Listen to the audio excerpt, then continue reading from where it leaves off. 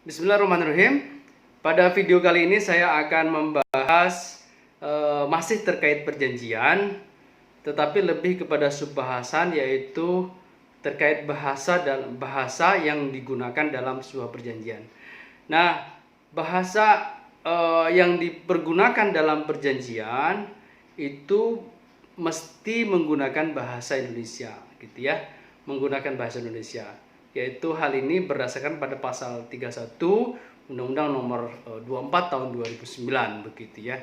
Nah, apakah penentuan berbahasa Indonesia ini bertentangan dengan bertentangan dengan KUHP Perdata, yaitu dalam hal ini adalah kebebasan berkontrak begitu ya.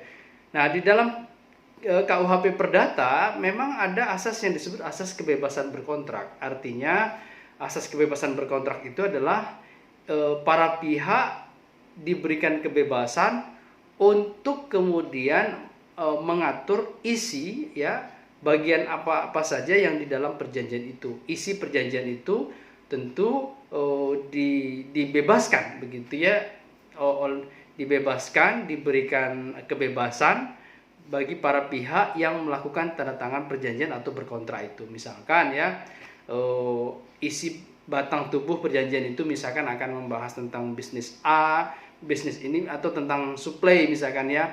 Misalkan pihak satu harus mensuplai barang, misalkan pihak kedua misalkan kemudian harus membayar gitu ya. Atau kemudian pembayaran akan dilakukan setelah produk ini sampai, kemudian setelah diverifikasi misalkan begitu, baru akan dibayar sekian. Nah, itu terkait isi apapun yang berada di dalam itu diserahkan diserahkan kepada para pihak yang berkontrak di situ ya, diberikan kebebasan di situ. Nah, tetapi meskipun ada kebebasan berkontrak, tetap ada batasannya. Misalkan tadi yaitu bahasa harus menggunakan bahasa Indonesia begitu. Ini untuk warga negara Indonesia begitu ya, atau orang asing yang berada di Indonesia itu juga harus menggunakan bahasa Indonesia. Nah, kalau tidak menggunakan bahasa Indonesia, menurut pendapat pribadi saya itu bisa menjadi salah satu sebab batalnya sebuah perjanjian. Batalnya sebuah perjanjian itu dari bahasa Indonesia bisa saja itu menjadi batal perjanjian itu.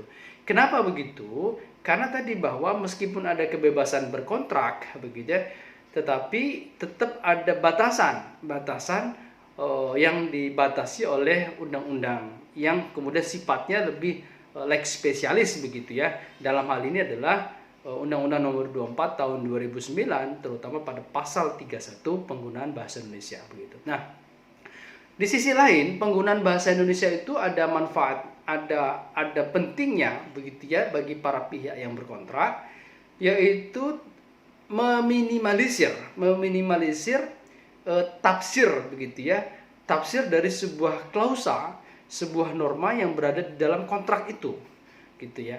Bisa dibayangkan kalau misalkan dalam perjanjian itu menggunakan bahasa Spanyol misalkan begitu, sementara orang Indonesia yang membuat perjanjian itu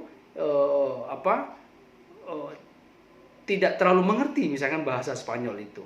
Nah, ini tentu akan menimbulkan tafsir ya terhadap klausa atau norma pada bahasa asing yang digunakan itu. Nah, ini yang kemudian harus betul diperhatikan adalah penggunaan bahasa asing. Nah, misalkan di dalam perjanjian itu, di dalam kontrak itu ada bahasa asing misalkan, tapi tidak satu kalimat, misalkan hanya satu kata saja. Nah, untuk satu kata ini tentu istilah asing tadi ada baiknya itu kemudian dimasukkan pada pasal pertama, misalkan terkait definisi dan ketentuan umum misalkan begitu. Nah, ini di situ dijelaskan apa misalkan istilah asing tersebut yang akan disertakan di dalam perjanjian itu. Misalkan tadi ada istilah, kalau kita beli mobil misalkan begitu ya, ada istilah down payment. Nah, itu dijelaskan di bagian pertama di pasal 1 terkait definisi dan ketentuan umum. Misalkan tadi down payment yang disingkat dengan DP adalah misalkan begitu ya, uang muka, misalnya begitu, uang muka dan seterusnya dan seterusnya. Nah, itu dijelaskan dulu di pasal 1 di ketentuan umum tadi. Nah, itu penting. Kenapa? Supaya ketika terjadi tafsir ada istilah asing berikutnya, istilah asing yang down payment tadi di norma atau klausa berikutnya itu tidak menimbulkan apa istilahnya tafsir yang berbeda-beda, tetapi sudah dikembalikan ke definisi pada pasal pertama tadi. Nah, itu kalau menggunakan istilah bahasa asing begitu ya, atau menggunakan istilah-istilah asing begitu. Nah, ini perlu harus diperhatikan betul dalam membuat sebuah kontrak atau perjanjian gitu. Itu. Nah, saya pikir pada pembahasan kali ini terkait perjanjian saya cukupkan sekian. Nantikan di pembahasan berikutnya. Terima kasih banyak. Assalamualaikum warahmatullahi wabarakatuh.